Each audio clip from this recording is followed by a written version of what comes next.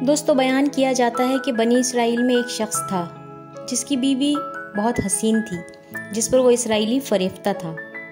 جب اس عورت کا انتقال ہو گیا تو اس اسرائیلی کو بہت افسوس ہوا اور وہ کافی دنوں تک اپنی بیوی کی قبر پر بیٹھا روتا رہا۔ اتفاقاً حضرت عیسیٰ علیہ السلام کا ادھر سے گزر ہوا تو انہوں نے اس اسرائیلی کو پریشان حال دیکھ کر اس کا سبب دریافت کیا۔ جب اسرائیلی نے اپنا واقعہ بیان کیا تو حضرت عیسیٰ علیہ السلام نے دریافت فرمایا، کیا تو چاہتا ہے کہ میں اس کو تیرے لیے زندہ کر دوں؟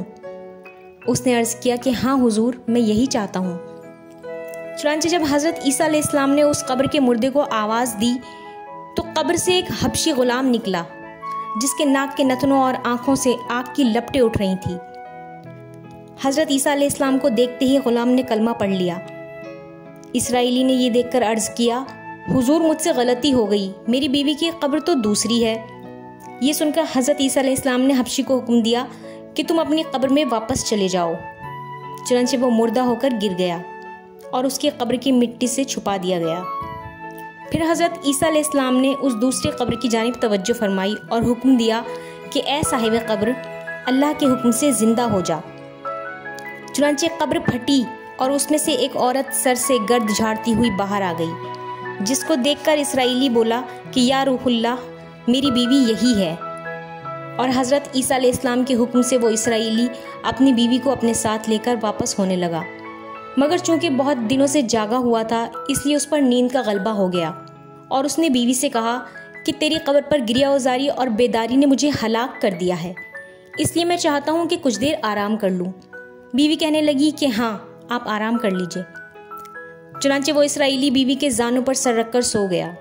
اتنے میں ایک گھوڑے پر سوار ایک شہزادے کا ادھر سے گزر ہوا جو بہت حسین تھا، جس کو دیکھ کر وہ عورت اس پر فریفتہ ہو گئی۔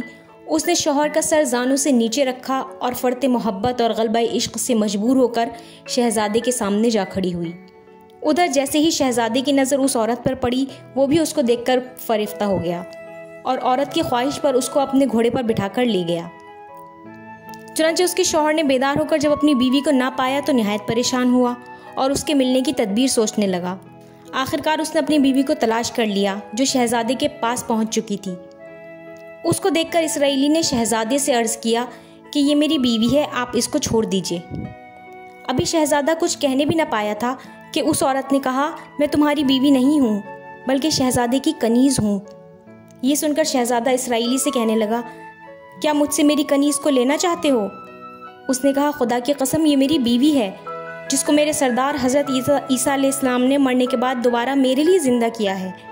اب یہ گفتگو ہو ہی رہی تھی کہ اتفاقاً حضرت عیسیٰ علیہ السلام بھی وہاں تشریف لے آئے، جن کو دیکھ کر اسرائیلی کہنے لگا، یا روح اللہ، کیا یہ میری وہ بیوی نہیں ہے جس کو آپ نے میرے لیے زندہ کیا تھا؟ حضرت عیسیٰ علیہ السلام نے فرمایا کہ ہاں، یہ وہی ہے۔ یہ سن کر عورت کہنے لگی کہ یا روح اللہ، یہ شخص جھوٹا ہے، میں تو اس شہزادے کی کنیز ہوں۔ حضرت عیسیٰ علیہ السلام نے فرمایا، کیا تو وہ عورت نہیں جس کو میں نے اللہ کے حکم سے زندہ کیا تھا؟ عورت نے کہا، یا روح اللہ، بخدا میں وہ نہیں ہوں۔ اس کے بعد حضرت عیسیٰ علیہ السلام نے فرمایا، جو جان خدا کے حکم سے میں نے تجھے دی ہے اس کو واپس کر دے۔ یہ سنتے ہی وہ عورت پھر مردہ ہو کر گر پڑی اور حضرت عیسیٰ علیہ السلام فرمانے لگے کہ جو شخص ایسے آدمی کو دیکھنا چاہے جو کافر مرا تھا اور زندہ ہو کر ایمان لایا تو وہ اس حبشی غلام کو دیکھ لے جو پھر ایمان کی حالت میں مرا ہے، اور جو کوئی ایسے شخص کو دیکھنا چاہے جو مومن مرا تھا پھر اللہ نے اس کو زندہ کیا اور وہ کافر ہو کر حالت کفر میں مر گیا تو وہ اس عورت کو دیکھ لے۔ اس واقعے کو دیکھ کر اسرائیلی نے قسم کھائی کہ اب وہ کبھی نکاح نہیں کرے گا اور میدانوں کی طرف نکل گیا جہاں اللہ تعالیٰ کی عبادت میں مصروف رہ کر اس کو موت آ گئی۔ دوستو، نبی اور رسول کے اقرار اور انکار کا نتیجہ اس واقعے سے ظاہر ہوتا ہے اور سبق ملتا ہے کہ کامیابی اپنے نبی کریم صلی اللہ علیہ وسلم کی اطاعت اور ان سے محبت ہی میں حاصل ہو سکتی ہے۔ چنانچہ ہمیں بھی چاہیے کہ ہر حال میں اپنے نبی کی اطاعت کو سامنے رکھیں، نبی کریم صلی اللہ علیہ وسلم کے طریقوں کو لازمی اپنائیں۔ اللہ تعالیٰ اس واقعے سے سبق